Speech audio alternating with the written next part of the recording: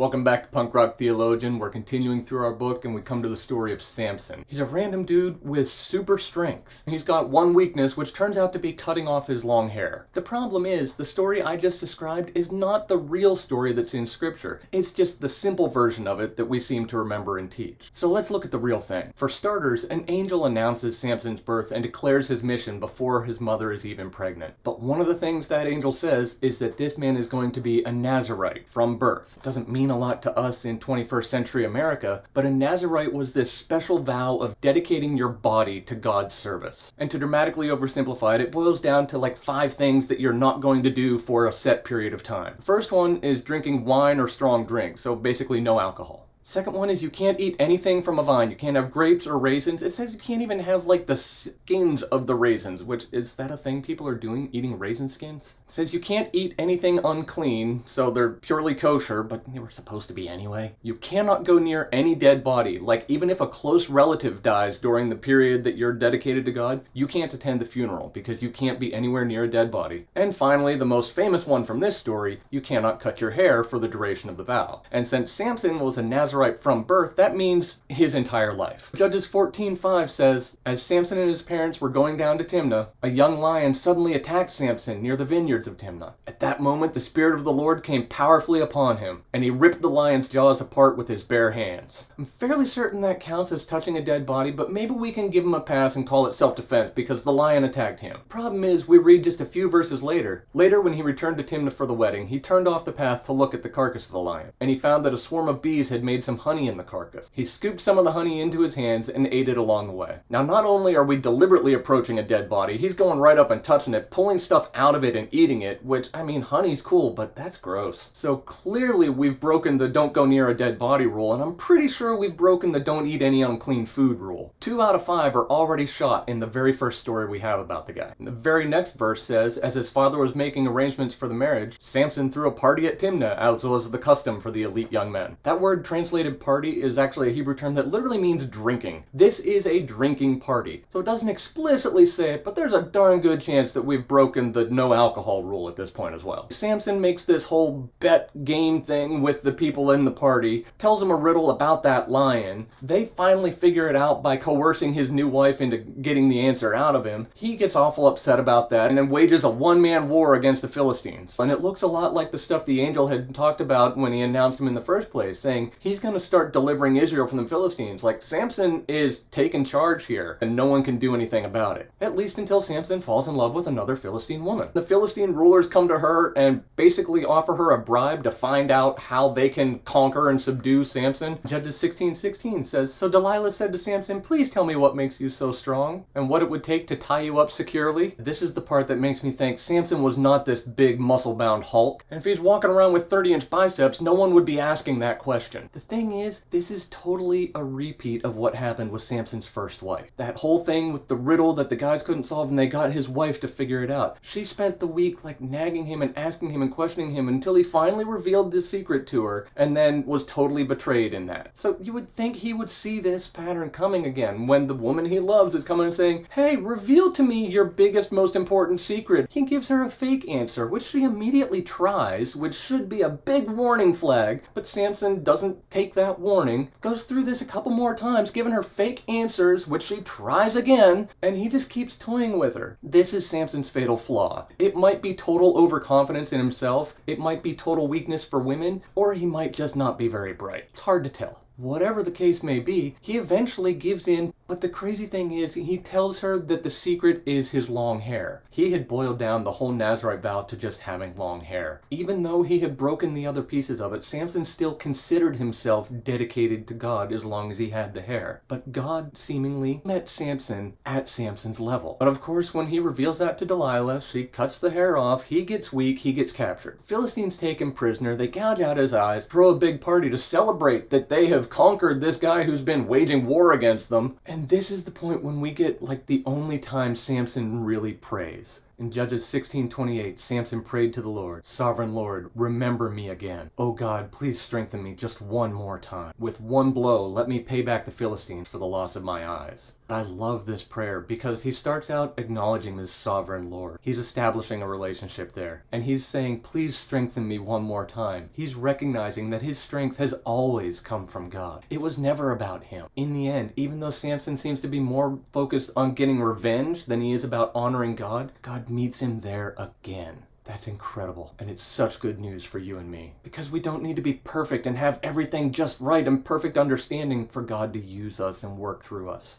Look at Samson's life. Even if you repeatedly get tangled up in bad relationships, even if you're constantly making the same dumb mistakes over and over again, even if you have totally watered down your previous commitment and you're hanging by a thread, even if you're maybe not very bright, God can still meet you there and work through you. And by his power in us, he can accomplish great things. It wasn't about Samson's hair. It's not about our performance. It's about what God can do through us.